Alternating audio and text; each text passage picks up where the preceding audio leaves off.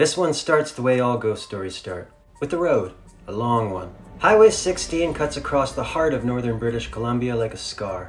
700 miles of winding blacktop, flanked by endless pine forests, overgrown shoulders, and the kind of silence that swallows you whole. Locals call it the Highway of Tears, and not for nothing. Because since the 1970s, this road has become synonymous with something sinister. Something far darker than twisted trees and fog. Over 40 Indigenous women and girls have gone missing or been found murdered along this stretch. Some believe the number is even higher, possibly over 100. RCMP reports are spotty, files go missing, jurisdictions overlap, and yet through it all, the road stays the same. Empty, indifferent, waiting.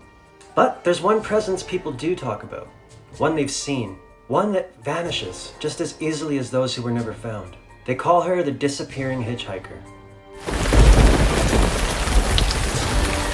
She's always alone, usually seen around dusk, when the mist starts to drift between the tree trunks like it's got somewhere to be. Most spot her near a gas station outside Smithers, or by an old bus stop near Morristown, where wild roses grow up through cracked pavement. She's wearing a blue denim jacket, worn thin at the shoulders, and jeans, sometimes a hoodie underneath, sometimes no shoes. She never speaks, just lifts her thumb. Slow and uncertain, like she's not sure if she even wants the ride. People say she has long dark hair, sometimes tangled. Her face? Forgettable. Not because it's plain, but because you can't seem to remember it once she's gone. Like trying to recall a dream you didn't realize you were having. Some drivers ignore her. They pass and she's just gone when they look back. Others stop, and those are the stories that stay with you.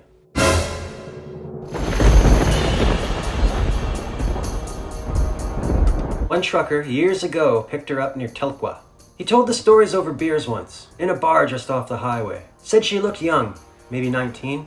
Said she didn't talk, just stared at the road like she was watching it remember her. He offered her coffee. She didn't touch it. He turned to check his blind spot before merging, and when he turned back, the seat beside him was empty. Cup still steaming, door still shut, no sound. Just the empty hum of wheels on pavement and the deep, bone-deep chill that settled in his gut.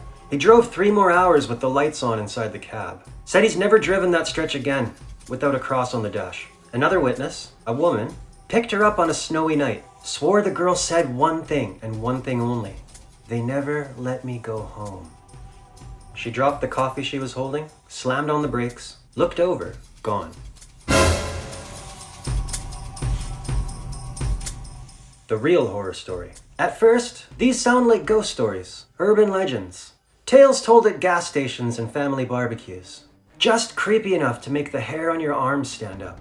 But then you start digging. And the truth is, this ghost might be the most believable part of the story. Because what's really haunting this highway isn't a ghost girl in a blue jacket. It's the fact that so many real women, living, breathing, flesh and blood daughters, sisters, mothers, vanished on this exact road, and barely anyone blinked.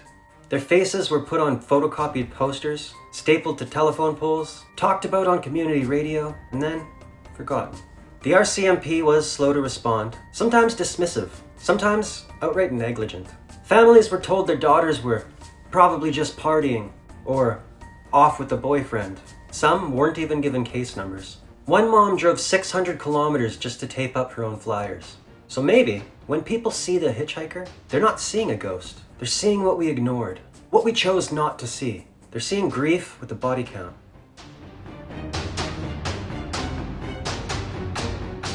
There's a real one. Found near a logging road off Highway 16 in 2002. The jacket matched the description of several witness accounts, but it didn't belong to a ghost. It was tied to Tamara Chipman, a 22-year-old Indigenous woman who went missing hitchhiking to Prince Rupert. Her body has never been found. But people say the sightings got more frequent after that jacket turned up. Like someone was trying to tell us something. Like someone finally knew they weren't coming home and wanted to warn the next girl not to get in that car, not to trust that driver, not to make the same mistake.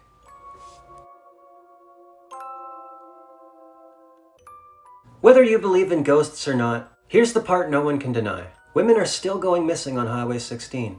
The danger is real, the silence is deafening, and the government didn't put up warning signs until decades of blood had already stained the road. So maybe the disappearing hitchhiker isn't a spirit at all. Maybe she's not lost. Maybe she's the only one who truly sees what's happening. And maybe she'll keep appearing until we finally do.